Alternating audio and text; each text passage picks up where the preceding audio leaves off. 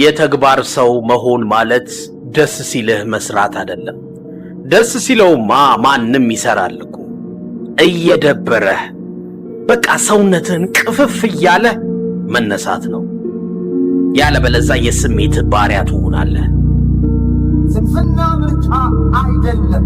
ስንፍናን ከምርጫ አውጣና ያለ አንድ አማራጭ ብርታት ይሁን፣ መጠንከር፣ መበርታት ይሁን።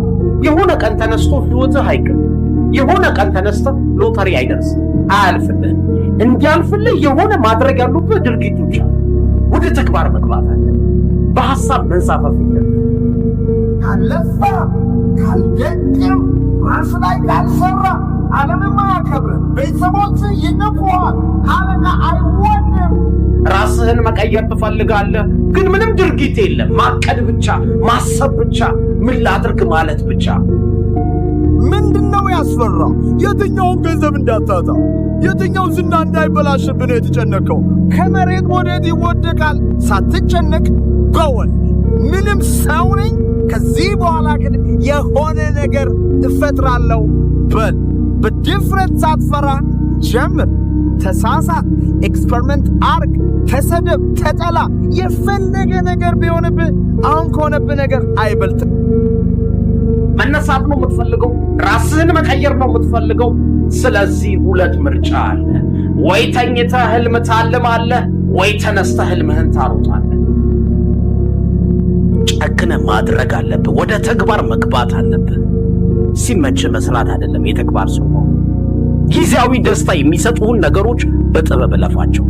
ለእውነተኛ ደስታ ስትል አሁን የማይጠቅሙህን ሰዎች፣ ነገሮች፣ ሁኔታዎች፣ ቦታዎች ሁሉ ከህይወትህ አውጣቸው።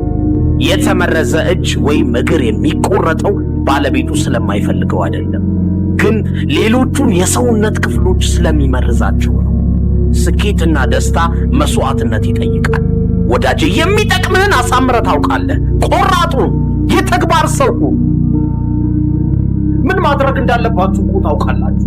ስፖርቱ መስራት እንዳለባችሁ፣ መጽሐፉ ማንበብ፣ ጠዋት መነሳት። ራስህን መቀየር ትፈልጋለህ፣ ግን እያደረግክ አይደለም። የተግባር ሰው አይደለህም። ወደ ድርጊት አልገባህም። መድኃኒቱ ቦርሳ ውስጥ አለ፣ አልዋጥከው። መነሳት ፈልጋለሁ፣ ራሴን መቀየር ፈልጋለሁ ካልከኝ የተግባር ሰው መሆን አለብህ። ስንፍናህን ቆፍረህ መቅበር አለብህ እልሃለሁ።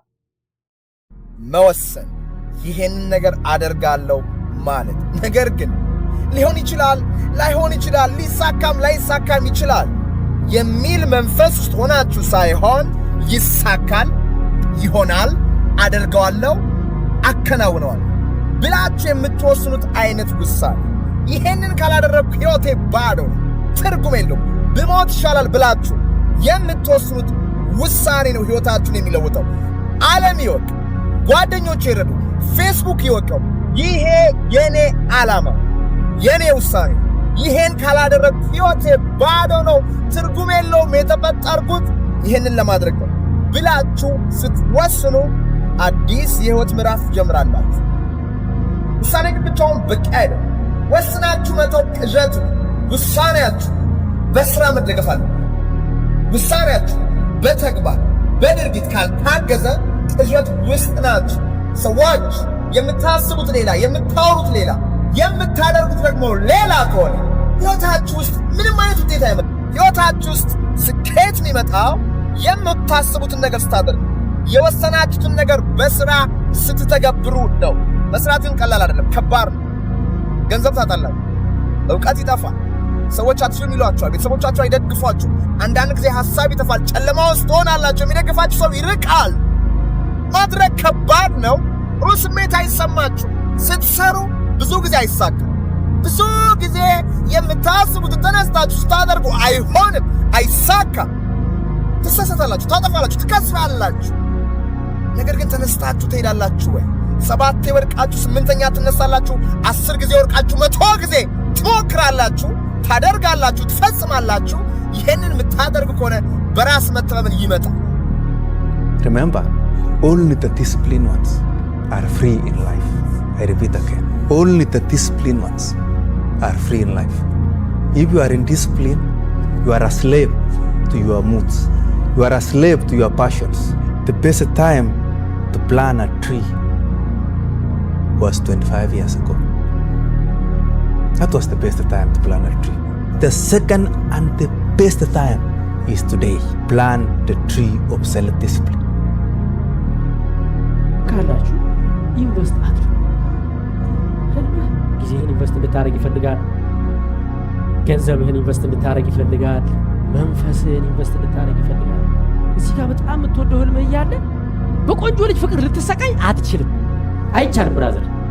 መንፈስህ እሷ ጋር ሆኖ ህልም ያልተሳካ ማለት አይቻልም ወንድም ማለት አንዱን ምርጥ። ሁለት እግር አለኝ ተብሎ ሁለት ዛፍ ላይ ሆነ ወይ እሷን አሸንፍ ወይ ህልምህን አሸንፍ። በዚህ ዓለም ላይ የምናፈራው የምናደርገው የምንሆነው ነገር በሙሉ የአመለካከታችን ነጸብራቅ። በሕይወታችን ውስጥ ድክመታችን ብዙ ይሆናል። ድሃ ልንሆን፣ ገንዘብ ላይኖረን፣ ዕውቀት ላይኖረን፣ የምንፈልጋቸው ነገሮች፣ ውጫዊ ነገሮች፣ ቁመት፣ መልክ ላይኖረን ይችላል። ሰዎችን አይተን የምንቀናበት ነገር እኛ ውስጥ ላይኖር ይችላል። ልዩነት ፈጣሪው ግን እሱ አይደለም፣ አመለካከት ነው። አመለካከት ማለት አንድን ነገር የምናይበት እይታ ነው። ራሱን እንደ ድሃ አድርጎ የሚያይ ሰው ሀብት በሕይወቱ አይመጣም። አመለካከት አንዱን በይ አንዱን ተበይ አድርጎታል። አነስተኛ አመለካከት ያለው ሰው ትልቅ ሕይወት አይኖርም። አንዳንድ ጊዜ ረጅም ሰዓት ስለሰራህ አይደለም፣ ጠንክረህም ስለሰራህ አይደለም። አንዳንዴ ቁጭ ብለህ ጠንክረህ ማሰብ አለብን። በቀን ውስጥ 20 ደቂቃ ቁጭ ብለህ ራስን ማየት አለብን። ለምሳሌ 6 ቁጥርን ብትመለከቱ በዚህ ጋር 6 ነው፣ በዚህ ጋር ሲመጣ ደግሞ ስንት ነው? ስለዚህ አሁን እይታ ነው ማለት ነው። ልዩነት ፈጣሪው አመለካከትህ፣ ገንዘብህ፣ ሀብትህ፣ ዕውቀትህ፣ የደረደርከው ዲግሪ ማስተርስ አይደለም። ይሄ ጎሎኛል ማለት የለብህም። አመለካከት ነው ልዩነቱን የሚፈጥረው። ችግርህ ሲመጣ ሊበላኝ ነው፣ ወይኔ ዋጠኝ፣ ወይኔ ጉዴ ማለት የለብህም። ማለት ያለብህ ሊተኩሰኝ፣ የምፈልግበት ሊያደርሰኝ፣ የምፈልገውን ነገር እንዳገኝ ብልጠቱን ማይንድ ሴቱን ሊሰጠኝ ይሄ ችግር ገጠመኝ ማለት አለብህ። እያንዳንዳችን አለባበሳችን ይለያያል። የባንክ አካውንታችን ይለያያል።